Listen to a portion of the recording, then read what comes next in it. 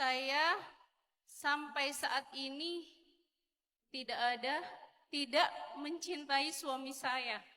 Bahkan pernikahan saya sudah 6 tahun. Karena bagi saya cinta adalah nomor kesekian. Untuk apa hanya ngomong cinta, tapi bahkan sekarang banyak kan ngomong cinta tapi nyakitin, ngomong cinta tapi selingkuh, ngomong cinta tapi poligami diam-diam. Jadi saya nggak butuh itu, Ustaz. Jadi gimana saya bisa menghadirkan agar saya mencintai suami saya bertutur kata baik terhadap suami saya. Dan ketika saya benar-benar di titik terendah, saya lelah dengan pekerjaan di luar rumah dan lelah dengan pekerjaan di dalam rumah, saya berkata kasar kepada suami saya. Saya sadar ketika saya berkata seperti itu, jangankan untuk masuk surga, menciumnya saja mungkin saya nggak akan mungkin. Saya pernah dengar dari seorang ulama ya di Mesir. Beliau lagi ngomongin tentang fikih keluarga, kata beliau. Materi beliau, fikih keluarga. Kata beliau, di dalam Al-Quran itu tidak ada satupun ayat tentang pernikahan yang didasari dengan cinta. Jadi Islam secara konseptual tidak mengharuskan bahwa cinta itu menjadi syarat utama dari sebuah pernikahan. Tapi Islam sangat menghargai cinta. Karena di zaman Nabi dulu ada seorang perempuan, anak yatim, dilamar oleh 2 orang laki-laki yang berbeda. Yang satu kaya, yang satu miskin. Keluarga perempuan ini, pamannya, pokoknya walinya gitu ya, lebih condong kepada yang kaya. Anak perempuan ini lebih condong kepada yang miskin. Dia lebih mencintai yang miskin, keluarganya lebih mencintai yang kaya. Lalu pamannya datang ke Nabi nanya, ya Rasulullah, mana yang lebih baik buat ponakan saya? Kalau kami sih lebih condong ke yang kaya, tapi dia ke yang miskin, mu'dim. Kami yang musir yang kaya. Kata Nabi, la nura lil mutahabbaini ghairan nikah. Tidak ada jalan yang lebih baik bagi 2 orang yang saling mencintai kecuali menikah. Artinya, cinta itu dihargai sekali dalam agama. Tapi cinta tidak pernah menjadi syarat utama dalam sebuah hubungan pernikahan. Bagaimana kalau ada rumah tangga yang tidak didasari cinta atau cinta itu datang dan pergi? Awalnya cinta, nanti bete, terus berkurang, jadi hilang gitu. Apakah rumah tangganya bisa bertahan? Bisa sekali. Karena cinta bukan satu-satunya syarat dan modal bertahan sebuah rumah tangga dalam Islam.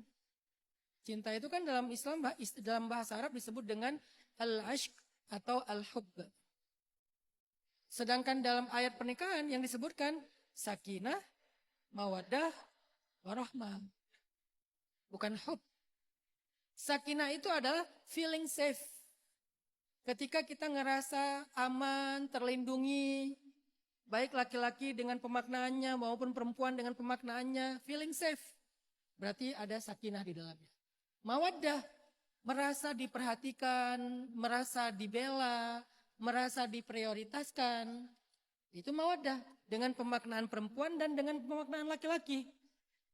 Kalau boleh kasih bocoran untuk laki-laki, salah satu hal yang paling mawaddah bagi laki-laki itu adalah penghargaan. Secara penelitian ilmiah, laki-laki lebih menganggap penghargaan ataupun sebuah respek itu lebih dibutuhkan daripada kebutuhan hubungan biologis.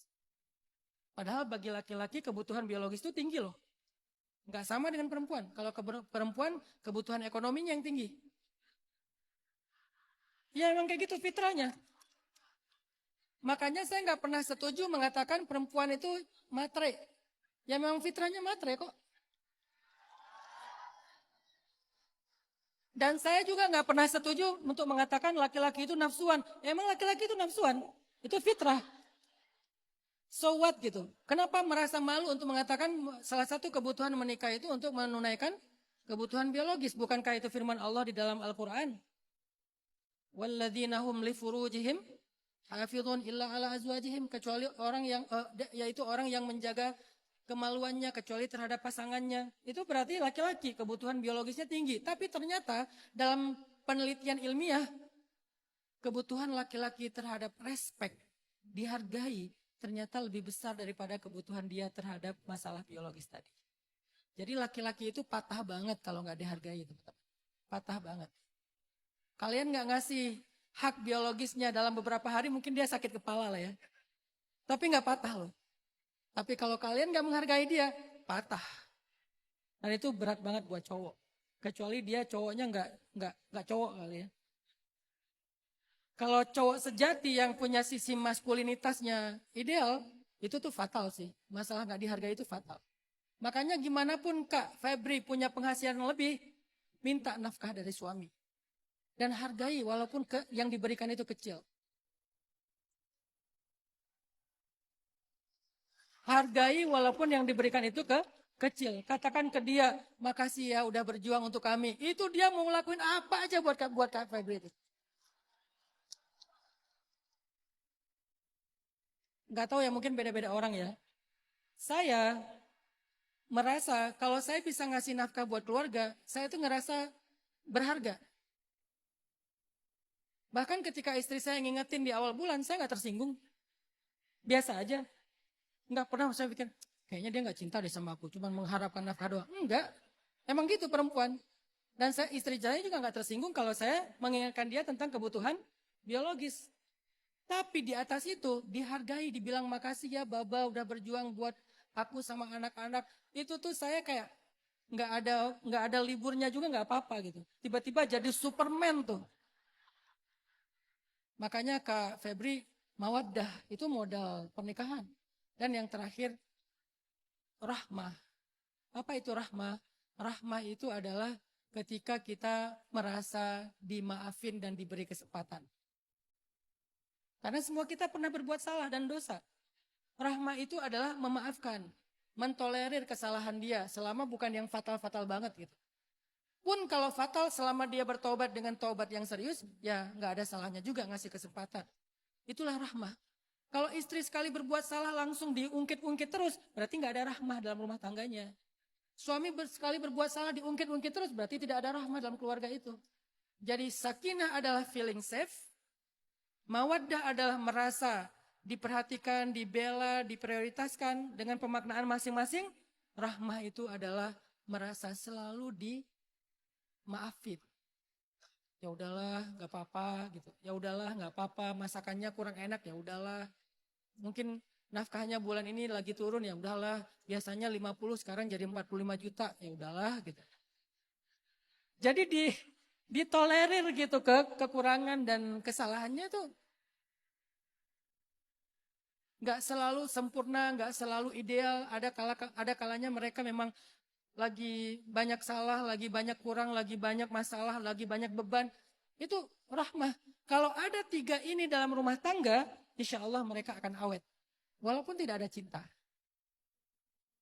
Cinta itu bukan hal yang paling utama dalam rumah tangga. Gitu Kak Febri, kalau nanya apakah gimana cara saya mencintai, kayaknya fokusnya jangan mencintai dulu aja.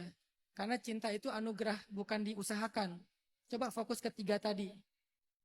Kasih dia rasa aman, bukan nyaman ya, aman. Nggak perlu khawatir, karena kekhawatiran itu merusak rumah tangga. Kedua, bikin dia merasa memang diutamakan, dimuliakan. Dan yang ketiga, kalau dia ada salah, maafkan dia. Insya Allah rumah tangganya akan awet. Allahu a'lam.